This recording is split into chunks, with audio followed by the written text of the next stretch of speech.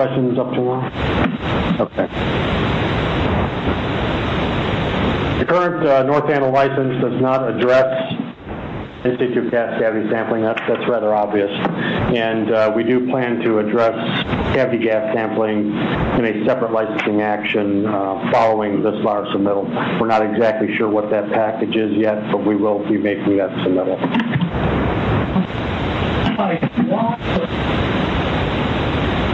Clarify again, why can't you include the gas sampling as part of the license amendment?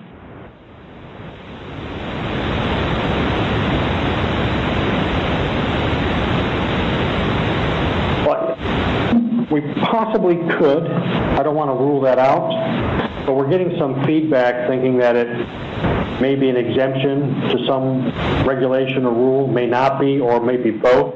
We need to have an internal understanding of exactly what needs to be done and make sure that we address it properly and correctly. Now, it could be just handled in the LAR, and if it looks like that might be the case, then and we have the proper timing, we could submit it as part of this law. What I don't want to do is to get to a situation where it's going to cause any delays either, because we don't need this for placement on the pad. So I want to make sure that the critical focus is getting the high burn-up fuel allowable and stored, and then address the gas sampling, since that's going to go after it's placed on the pad, and it needs to be done by the year 2020 to make sure that we don't cause anything that might delay this also.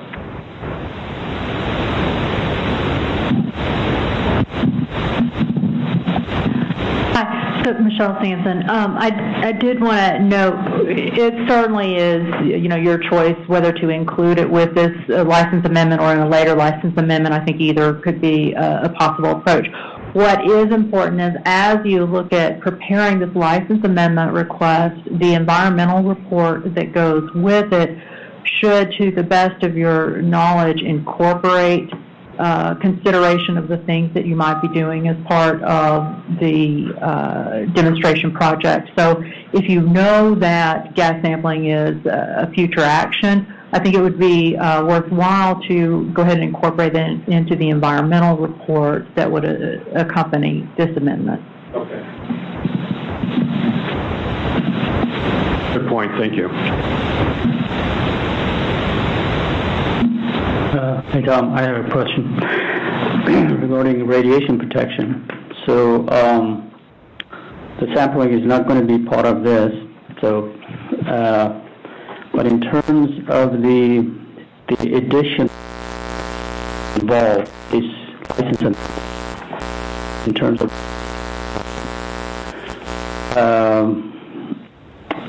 are there the thermal reading? I mean, that doesn't involve, that's a remote reading, continuous reading from thermocouples? It is remote, but to acquire the data, you'll have to approach the cask. Okay. And digitally remove the scan disk or whatever it is that recorded on. So it's a very brief operation. So the amount of dose is very small, and we're anticipating it be done with normal quarterly routine walk-downs of the pad, so that the actual incremental dose would be very, very small. Okay, during the operation. So, and I guess you'll address the radiation protection for gas sampling when you come in, right, for the amendment for the gas sampling, not here. That's correct. However, there will be some radiation protection for the thermal soak period that we're doing in the inside the cask prep area that will involve additional daytimes near the cask to acquire the data and grab the samples. They're small, but we will address them. Okay. And also, I mean, you are calculating with the now 7 additional penetration into the closure lead during operation, the doses, possible doses from those penetrations. Right. And they are included in the evaluation we'll be using for the far field doses at the ISPC. It's also why we believe that the top dose has increased slightly, or increased somewhat, but the side dose has not. It's the fact that you do have some additional protection. Yeah. Okay, those should be. And those are included in our dose assessments. Okay, thank you.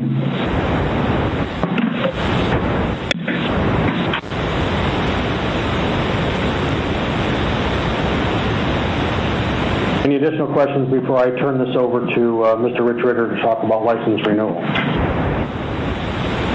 Just a quick preamble, and where Rich is going to be coming from is we're going to submit this license amendment in July of 2015. We also have to submit for license renewal by the end of June of 2016. I think our target date is going to be April 2016 for license renewal.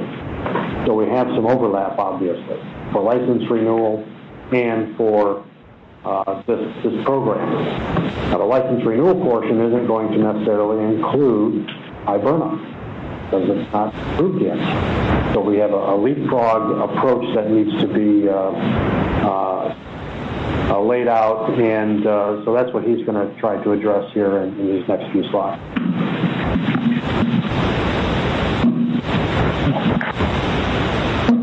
Thanks, Tom. I'm Rich Ritter with Dominion. I'm just going to talk briefly about our license renewal for the North Anna SOC, and I apologize in advance if it was meant to be construed that this was a pre-application meeting for license renewal. It is not. This is focused on a high burn-up cast and the interrelationship between the license amendment request for that cast as well as our license renewal activity. Our site-specific license S&M 2507 expires, as Tom mentioned, in June 2018, and we are planning to submit a license renewal application in April of 2016, so a little more than 2 years ahead of expiration. It will include the TN32 casts that presently reside on Pad 1, so the 22 casts that are there presently. We'll use the new Reg 1927 Rev 0 guidance as well as the expanded guidance in evaluating our aging management programs that's given in Rev 1. Even though it's draft, we're certainly going to consider those, as well as the NEI 1403 guidance on aging management using the toll gate concept and operating experience, as well as our time-limited aging analyses. This will be we'll be requesting a 40-year renewal period. This would be the same as we received for our Surrey site-specific license that also contains TN32 casts of identical design to what we have at North Anna. And as Tom mentioned, and it's important to note, in our 2016 application that we're targeting for an April 2016 submittal will not contain any information about a high burn-up cast. Next slide. The best way I could think of was pictorially to show this on a chronology scale. The information above the line in the middle of the slide is high burn-up cast activities. Below the line is activities related to our license renewal submittal. So the first activity, as we mentioned, is our July 31st, 2015 submittal of the license amendment request for the high burn-up cast. Followed in April 2016 of our license renewal application for site-specific license S&M 2507. In January 2017 is when we're targeting to have hopefully have our license amendment request for the high burn-up cast completed. And then what we are planning to do is submit a supplement to the license renewal application with our high burn-up cast information in it. Following that supplement submittal in July and August, we will be loading and placing the high burn-up cast on the ISPC pad at North Anna. And then later, June 2018 is hopefully when we'd have the scheduled completion of the license renewal application. When we had talked about what form licensing action would take for a gas sampling, we thought always in our head, exemption request, license amendment is another possibility. Another thing to consider would be maybe including a gas sampling as part of the supplement to the license renewal application as part of an aging management review, because fuel integrity is certainly a primary consideration, but with current CAS, there's really no other way to assess fuel integrity. This would certainly be one way to assess fuel integrity as part of an aging management program. That is one thing we would be considering. So it is kind of complicated. It's more complicated when we would add an exemption request on here. There's another reason to leave it off. Just in summary, our license amendment request for the high burn-up cask will be submitted by July 31st of this year, prior to our ISPC license renewal application. That will come in April 2016. LAR schedule is needed to support our high burn-up cask loading schedule. When we submit the LAR in July, the cover letter for submittal will explain our plan for including a supplement to the license renewal application after the LAR review is completed and hopefully approved. And the high burn-up cask is planned to be loaded and placed at the ISPC pad during the license renewal application review period. So it was kind of a complicated chronology to explain, but that was why we wanted to show the interrelationship between the license amendment request and then the license renewal application, which do not necessarily happen in order.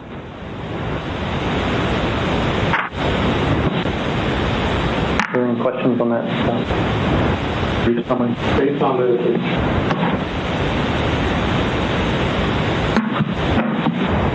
Ricardo Torres, NRC, based on the schedule, it kind of seems like you're expecting to have more than at least 2 rounds of RAIs related to this, considering that it'll be several months after you send the initial license renewal application, you'll send the supplement for the CAS demo system.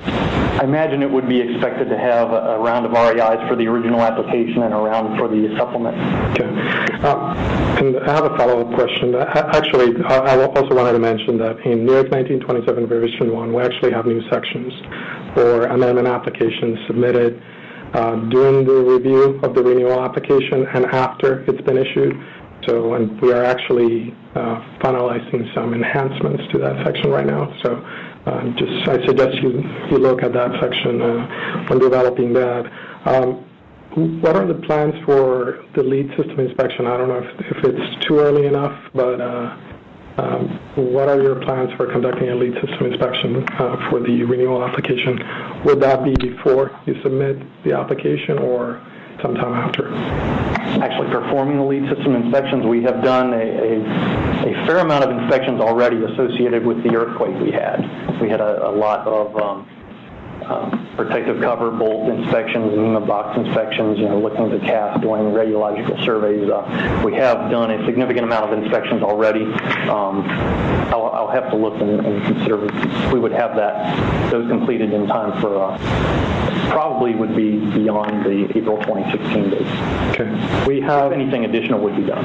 Yeah, we have considerable expanded guidance on lead system inspections in Appendix C of 1927 Revision 1. So I also encourage you to look at that. Thank you.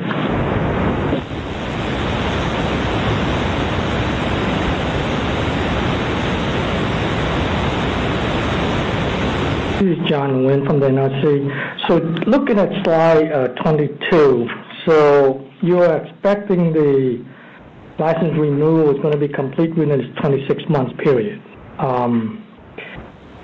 I guess that may be complicated based on what are you going to be submitting in terms of supplemental license renewal. Right, that could be an exemption, it could be an amendment, because it looked to me like you said submit supplemental license renewal application with high burn-up CAS information. That might or may not include the gas sampling.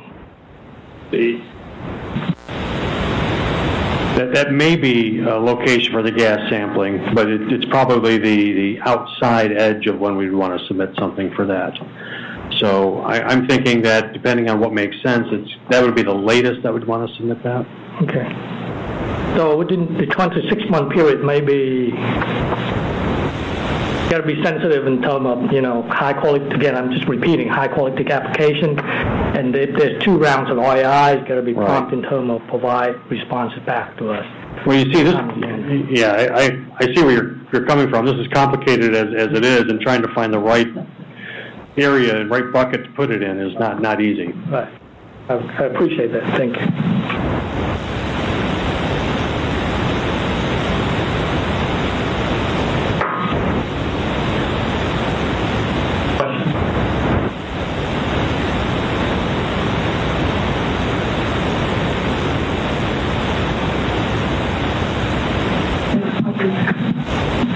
Thanks. This is Joanne Ireland again. This isn't necessarily really related to the license renewal, but it is sort of keeping it in mind. I'm not immediately clear. The high burn-up cask, are you expecting to come in with that for 20 years or 40 years? That's correct.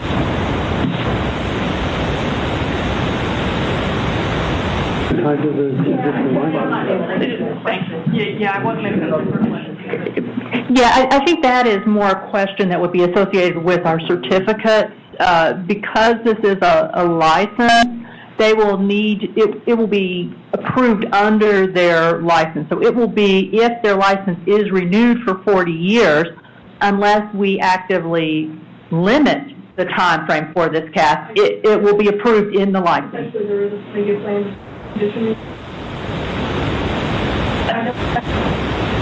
As of now, I have no plans, since we don't have an application yet at this time. Obviously, it's something we would look at.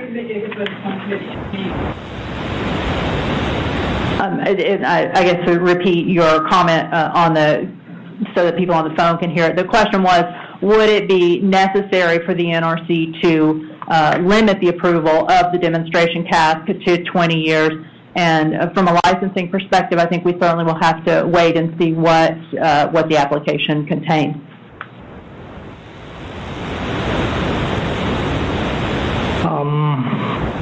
On the phone, Intel NRC folks, do you have any questions?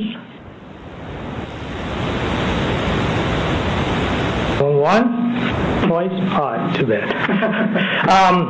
I guess we ended a little early, but with that, now I'd like to turn over to the public. Until here on the phone, if you have any questions or comments, Bob, please.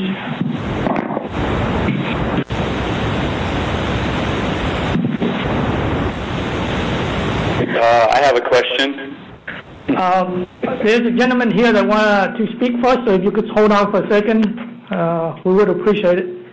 This is Bob Weinziger from the NWTRB. I had a number of questions relating to the validity of the data coming out of those, but that's really not the place for this question. I do have one question with regard to the licensing. Could you elucidate us a little bit about how you obtained the release fractions for the high burn-up fuel that are going to go into your leak rate calculations? I didn't develop those. Those were developed in the by the Arriva TN in the design and licensing basis document. I don't know if the right person here is to address that. I can answer. Okay. So we use the ISG 5 guidance. So the confinement calculation is based on ISG 5.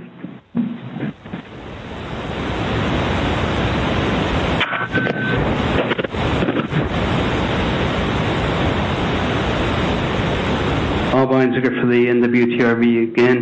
The ISG 5 release rate fractions were developed for lower burn-up fuel. How did you expand those to high burn-up fuel?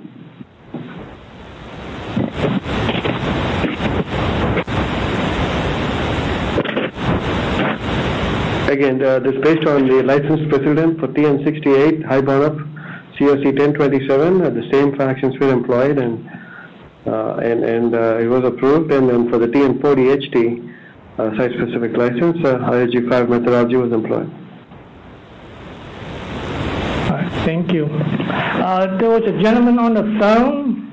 Please identify yourself and provide your comments or questions. Yeah, my name is Richard Morgul, and I live in Ramona, California. Interested public member. I'm just trying to understand a little bit about the pressure that was mentioned for the casks. It was stated at, I believe it was 2.2 atmosphere. I was under the belief or thought that typically at the ISFC the pressure would be more like 6 or 7 atmosphere, and then it seemed as though the overpressure system's higher pressure to ensure if there was a leak, it would push pressure back into the canister was at 5.5 atmosphere. just a little curious or confused about how those pressures relate to, I think, what a canister would usually experience when it's on the pad where it's not cooled anymore, and maybe when it's loaded it's 2 ATM in the water, but once it's taken out and put on the pad, it may heat up and have a higher pressure inside. And I'm curious what that pressure would be. The pressure inside is not wet; it's a dry pressure, and that is a hot, dry pressure of 2.2 atmospheres. So there's we've noticed very little variation in that actual pressure from the time that it really heats up to its during the drying and loading process, which would be its most extreme temperatures. The overpressure system is at 5.5 atmospheres. So the monitoring system does have a tendency to push the helium gas into the cast cavity should there be a breach on the primary boundary. Okay. And just wondering about the radiation levels of the gases that are removed. Do you test to determine curie per liter or some level of what the radioactivity of the gas is that is actually removed from the canister? Right? Yeah, we don't anticipate having any radioactive gases released or tested. We do test for that, for presence of fission gases.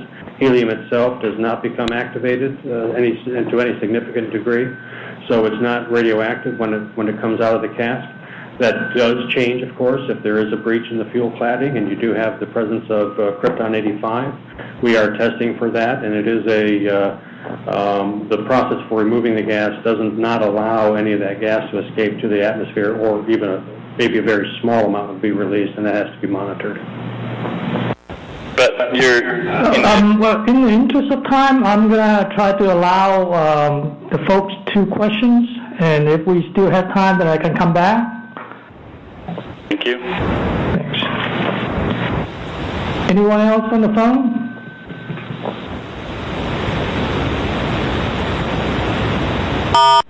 Wow. Mute off.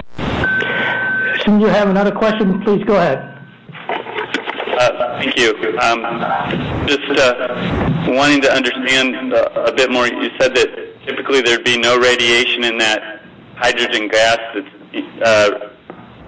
sampled unless there was some kind of a breach in the fuel cladding.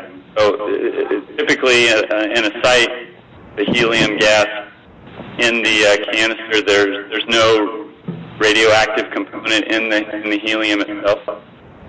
Well, it's I wouldn't say on a typical basis. There are some canisters that are allowed to have minor defects in the cladding stored, and so you would see presence of some krypton-85 gas. For this particular canister that we're going to load here, we are not loading any fuel assemblies with any known cladding breaches. So we expect that the cavity gas samples would be showing that fact, and we would not anticipate seeing any breached cladding. I see. Thank you. All right, well, if no more questions, then thank you very much for your participation. Hello? All right, I asked the question before, so, okay, go ahead, please. Hello, this is Erica Gregg calling from Henrico, Virginia with the Virginia Sierra Club. I've been on one of these calls before, and I guess my question in particular is, I understand the Department of Energy with Dominion and obviously the NRC is, talking about this project, but it has not been approved yet. I'm just wondering what government official here in Virginia and the public, do we get a hearing? What's going to go on? Who's making these decisions for us here in Virginia? Hi, this is Michelle Sampson, Chief for Licensing Branch in the Division of State Fuel Management. So I think your question is specific to our licensing process. The NRC will receive an amendment application from Dominion to request approval of the TN32 cask, and the discussion today was really the discussion of what they plan to include in the cask that they will be submitting for approval. When we receive the license application, there will be a notice of docketing for that license amendment. With the notice of docketing, there is an opportunity for hearing. That's the same for all of NRC's licensing actions, and we'll put the notice of docketing into the Federal Register and proceed through our normal licensing process, which will include review of the license amendment and an environmental assessment. So I'm sorry. So when will the hearing be? There is not a mandatory hearing. There is a notice of docketing and an opportunity for parties to request a hearing. But for the licensing under Part 72 for spent fuel storage, there is not a mandatory hearing. How does one request a hearing? The information for requesting a hearing will be included in the notice of docketing, and the process for doing that will be a part of that notice. There also will be a point of contact identified. You can certainly contact the agency if you have questions about our notice of docketing. Okay. And I just wanted to ask one other thing. If I understood properly in one of the last meetings, only one dry cask with low burn-up fuel has ever been opened in the past. And I wanted to know what was the conclusions and where can I find that documentation? So I think that you're referencing to discussion that we've had about the low burn-up demonstration project. And there is a series of, there was at least two new regs. I thought a series of 2 new regs that summarize that. I don't have that information with me right now, but you have John Nguyen's contact information on this meeting notice. Okay. Please contact John and we'll get that information to you. And it is publicly available information. I just don't have the reference with me. Thank you. And mute on. Questions or comments? My name is Marvin Lewis. Good afternoon. Oh, wonderful. All right, look, I'm confused about the regs and new regs, guidances, and even the charter for that matter. I would really like to know what regulation, what new reg, what regulatory guidance the cask must meet as far as anything. I have no idea what are the regulatory requirements. Hi, Marvin. This is Michelle Sampson, the Licensing Branch Chief of the Division of Spent Fuel Management. So the NRC's regulations for approval of the storage of spent nuclear fuel are contained in Title 10 of the Code of Federal Regulations, Part 72. The title of that regulation is Independent. It's the Independent Spent Fuel Storage. It's got a longer title than that, but it's 10 CFR Part 72. Within those regulations, there are the requirements for the submittal of a license application and the technical requirements for the approval of a spent fuel storage design. So all of the regulations for the actual cask design and approval are in Title 10 Code of Federal Regulations Part 72. Those requirements are, of course, supplemented by the NRC's basic radiation safety requirements that are contained in Part 20 and security requirements that are contained in 10 CFR Part 73. There also are environmental considerations contained in 10 CFR Part 51. But the primary requirements are in Part 72. Well, they're pretty